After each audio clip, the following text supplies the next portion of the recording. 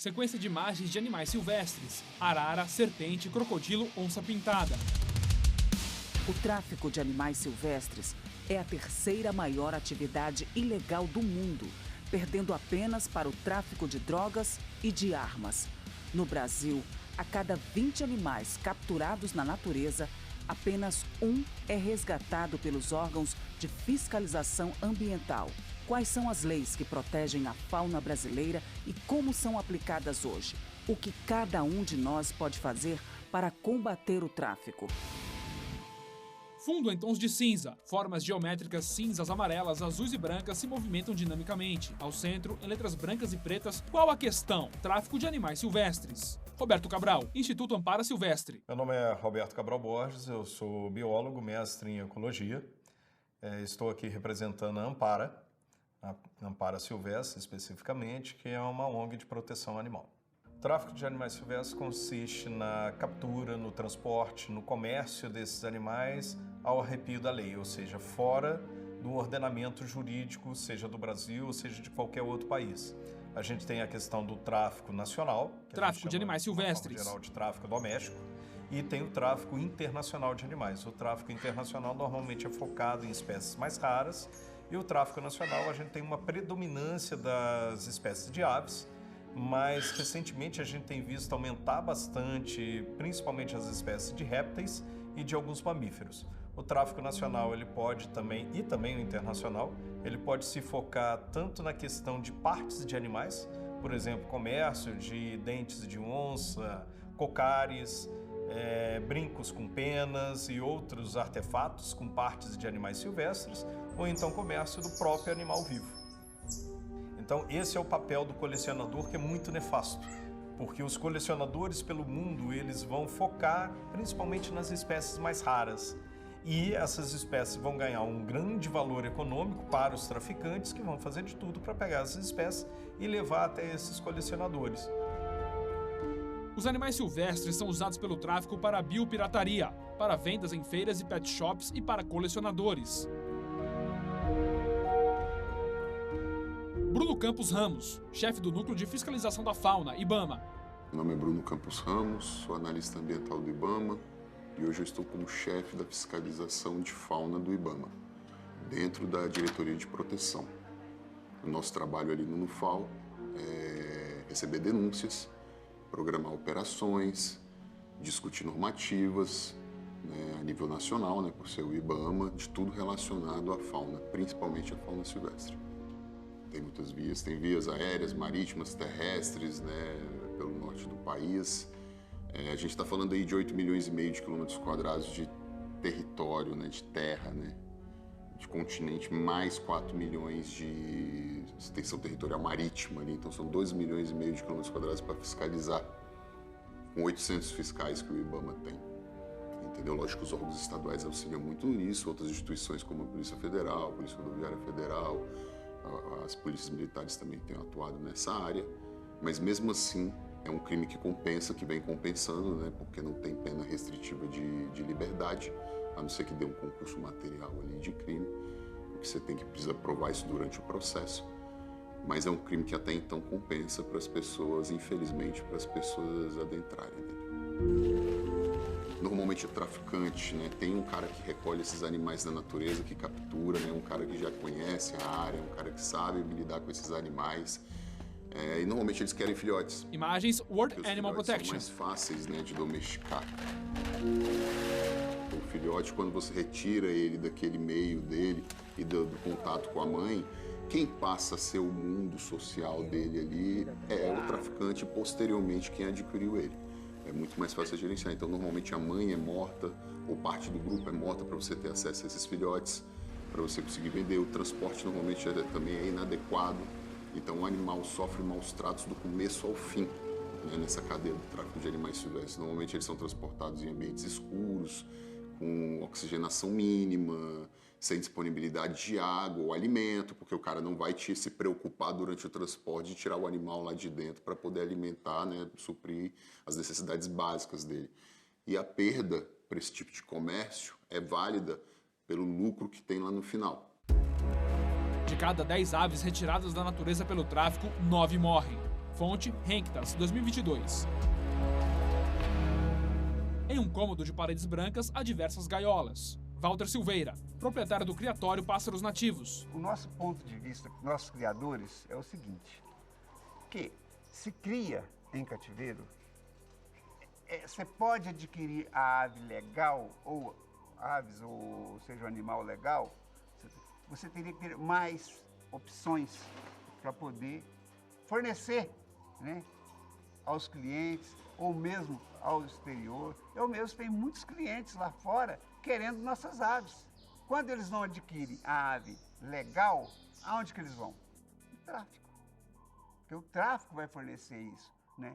Então, se você tem o bicho legal, você pode fornecer, você vai o quê? Combater o tráfico, né? Então, eu acho que as coisas deveriam ser mais facilitadas para criadores, sendo que são monitorados. Nós somos bem monitorados pelo IBAMA, por todos os órgãos. Se está fazendo a coisa tudo certo, por que não colaborar? Eu acho que o criador comercial colabora muito em combate ao tráfico. Eu falo isso porque as pessoas me procuram justamente por isso. É necessário, assim que a ave nasce, a gente vai ter que começar a fazer os padrões de criação dela. Jéssica Silveira, veterinária do criatório Pássaros Nativos. Coloca, de acordo com o IBAMA, assim que ela atingir a idade, colocar a anilha nela. A anilha ela é um anel e ele não tem como você romper ele. Se você romper, você vai perder as informações que tem nesse anel. A gente coloca na perna do animal esse anel. E esse anel ele vai conter um número único, vai conter dados da criação e é por onde o IBAMA vai ter a certeza de que esse animal nasceu naquele lugar. Então a gente sempre vai fazer o controle desse animal por essa anilha. É como se fosse o CPF dessa ave. Então, essa ave nasceu aqui na data, a gente tem o cadastro, tem o sistema onde a gente lança todos os nascimentos, lança o pai, lança a mãe, lança todos os dados direitinho para a gente ter todo o acompanhamento genético desse passarinho. E nós sempre apresentamos os relatórios para o IBAMA. Relatórios de óbito, relatórios de nascimento, relatórios de vendas. A gente tem todas as saídas desses animais, quem é o comprador, com todos os dados do comprador. E quando esse animal sai daqui de dentro do criador e ele vai pro tutor, ele já chega com um certificado de origem que é gerado no site do IBAMA. Em um viveiro, há pássaros. Os criadores... Deputado Reinaldo Stefanes, PSD Paraná. Que aves que já estão extintas na natureza estejam sendo repovoadas. Por exemplo, o bicudo já não tem mais na natureza. Estão sendo reintroduzidos em função dos criadores existentes. Também o trinca-ferro. Muitas aves hoje estão sendo preservadas, o seu DNA e a sua existência em função dos criadores que ainda existem. É importante tê-los como parceiro e não como inimigos, porque realmente eles vão fazer um trabalho para acabar com o tráfico de aves que infelizmente existe no Brasil. O comércio ilegal de animais movimenta 2 bilhões de dólares por ano só no Brasil. São 38 milhões de animais silvestres retirados ilegalmente da natureza. Fonte, Renktas 2022. Em uma gaiola de madeira está um macaco. Roberto Cabral, Instituto Ampara Silvestre. A Ampara está com uma campanha agora do algoritmo, né, de resete o seu algoritmo. E, na verdade, o que acontece é isso. As pessoas expõem para as outras os animais e é uma exploração do animal, porque, em geral, a pessoa não tem conteúdo suficiente para agariar seguidores e precisa ficar expondo os animais. E, na verdade, explorando os animais. Você não vê o que acontece por trás. Você não pode ter o divertimento baseado em sofrimento, né? E o que acontece na internet atualmente também é isso. É um divertimento, você conseguir seguidores, você conseguir likes, conseguir curtidas e monetizar no final das contas o seu perfil a troco de ficar explorando os animais. E por que a gente fala que isso é sofrimento? Mesmo que o animal seja legalizado, né? Ou seja, ele foi comprado de um criador legal e etc., na hora que você está manuseando o tempo todo o animal, na hora que você está humanizando o animal, você está tirando dele o comportamento natural da espécie. Você está evitando que ele tenha um comportamento natural da espécie. E mais do que isso, você está utilizando a internet para ganhar escala nesse comportamento nefasto, que é a exploração do animal. Cada estado pode criar a legislação própria para a proteção do meio ambiente e preservação da fauna e da flora. Fonte, Lei Complementar 140 de 2011. Normalmente a gente busca parametrizar nossas ações com um arcabouço legal federal, né? Tráfico de animais silvestres. 05, que é a Lei de Crimes Ambientais, a gente tem o Decreto 6.514, que é o que regulamenta essa lei e nos dá ali a parte administrativa da nossa ação ali como na fiscalização. E aí tem as portarias do IBAMA. Então, normalmente, como o IBAMA é um órgão federal e pensa a nível nacional, a gente sempre prioriza isso em detrimento de uma lei, por exemplo, estadual, que está pensando no estado em si. E aí veio a Lei Complementar 140, que compartilhou as competências da área ambiental.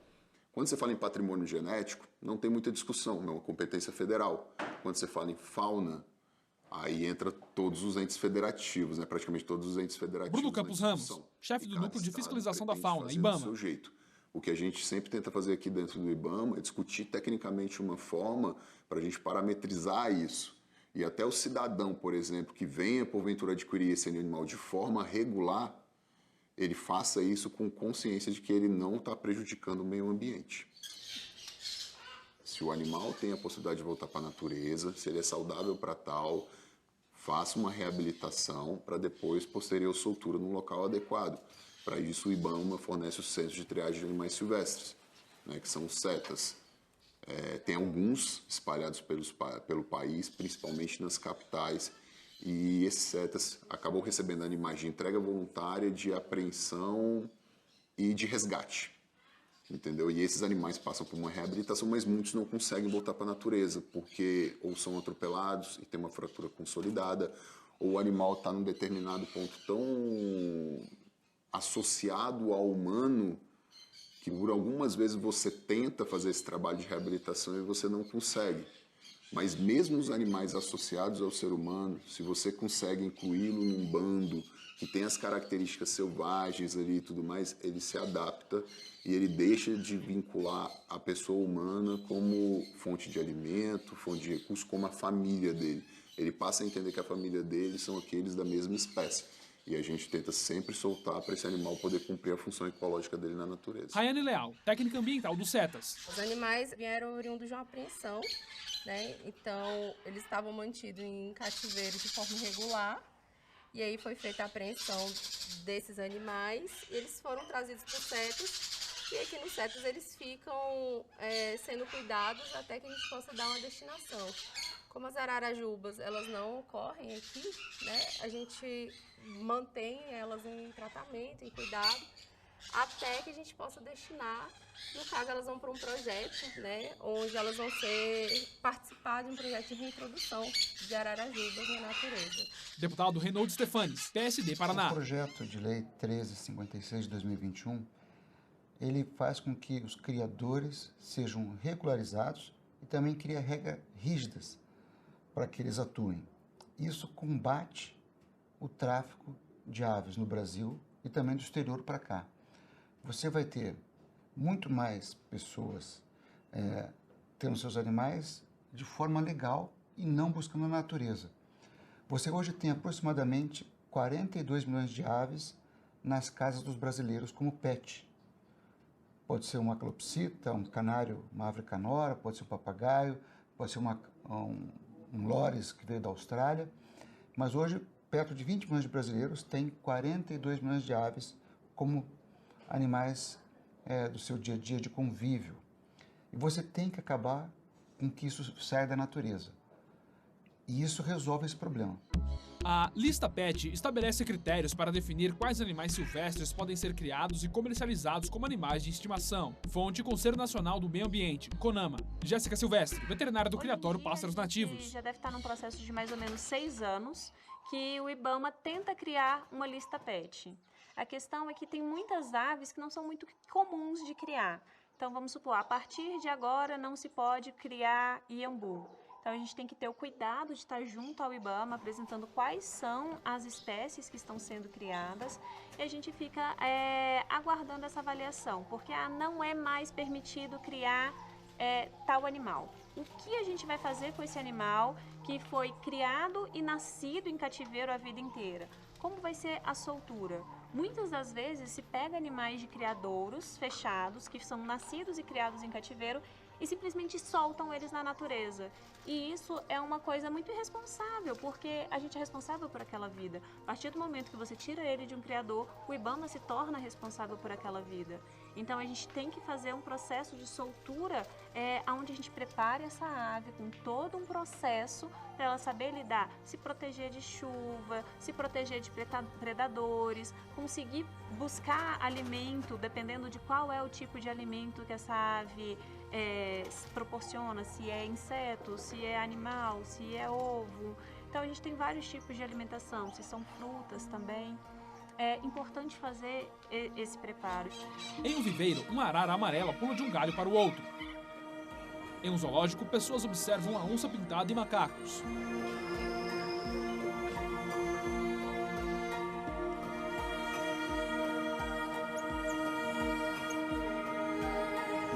Imagens de animais silvestres: cobras, macacos, araras azuis, cervo, raposa e tamanduá.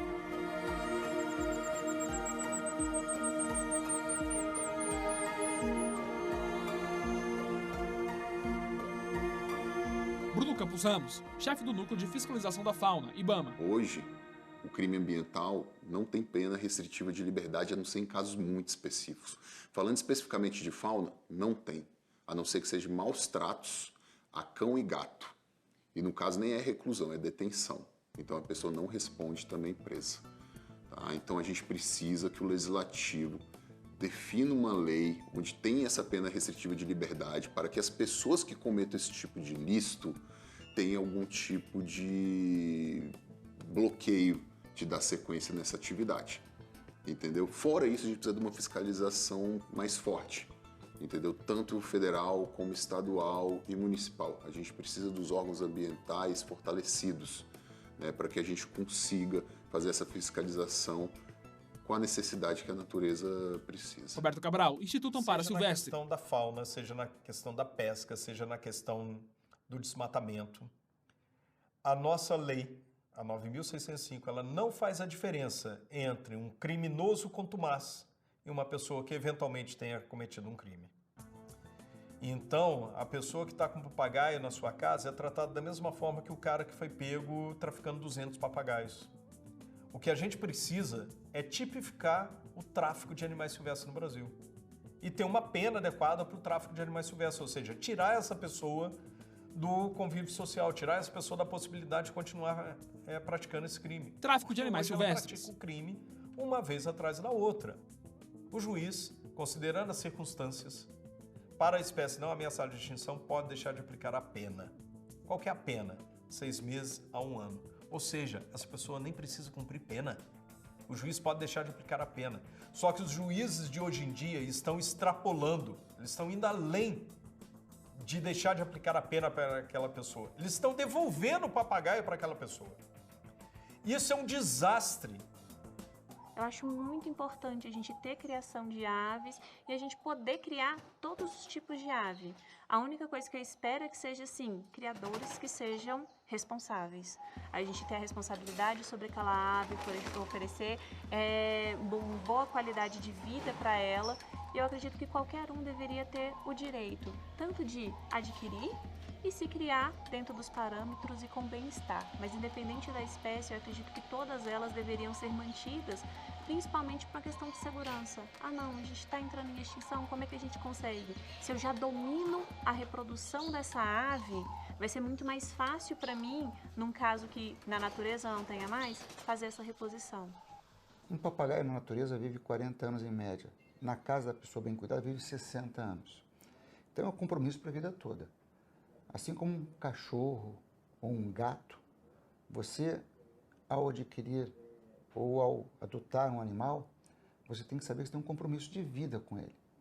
Você não pode depois abandoná-lo. Infelizmente, cachorros, gatos, pássaros, outros tipos de pet são às vezes abandonados. Isso é uma questão de consciência, educação e, claro, tem que haver uma punição para quem faz isso. Porque eu quero ter o bicho legal.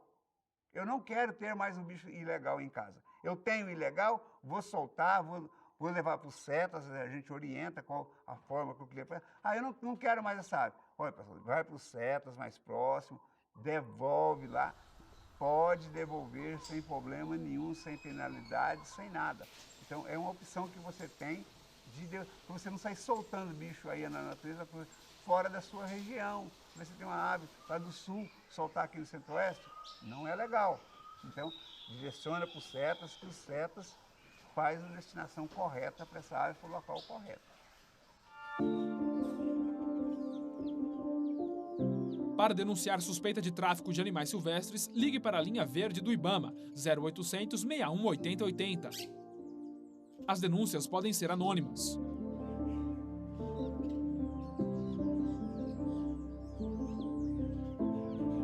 De qualquer forma, você vai privar um animal de sua liberdade, pelo seu interesse de poder ter esse animal na sua casa. Lembra que esse animal na natureza, ele reproduz e mantém a espécie. Lembra que esse animal na natureza, ele dispersa a semente. Lembra que esse animal na natureza, ele preda um bioinvasor, por exemplo, ou ele é predado devido à cadeia alimentar na natureza. Lembra que existe uma teia ecológica naquela natureza, onde quando você tira um animal dali, você não está impactando só aquele animal. Você está impactando todos os futuros descendentes dele, ou todas as funções ecológicas, por exemplo, de plantio que ele poderia fornecer para aquele local. Eu esperava, sinceramente, que com a Covid-19, que foi um desastre, uma tragédia na humanidade, mas eu esperava, na hora que ela aconteceu, que ela nos ensinasse duas coisas. Uma, a deixar os animais silvestres em paz, porque a Covid começa na exploração dos animais silvestres, na questão da caça. E eu esperava que isso mudasse a nossa maneira de trato com os animais. Não mudou. E esperava que o nosso confinamento, em razão da Covid-19, fizesse com que as pessoas olhassem para a gaiola e conseguissem ter empatia por aquele animal que está aprisionado lá a vida inteira. Mas não teve empatia nenhuma. Infelizmente, não foi dessa vez que o ser humano mudou a maneira dele de tratar eticamente os animais. Funcionários do IBAMA seguram gaiolas com pássaros. Em uma mata, do porta-malas de um carro, eles tiram gaiolas e as abrem. Diversos passarinhos voam.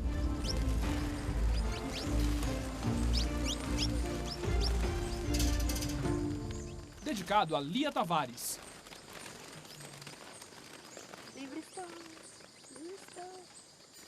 Créditos na tela.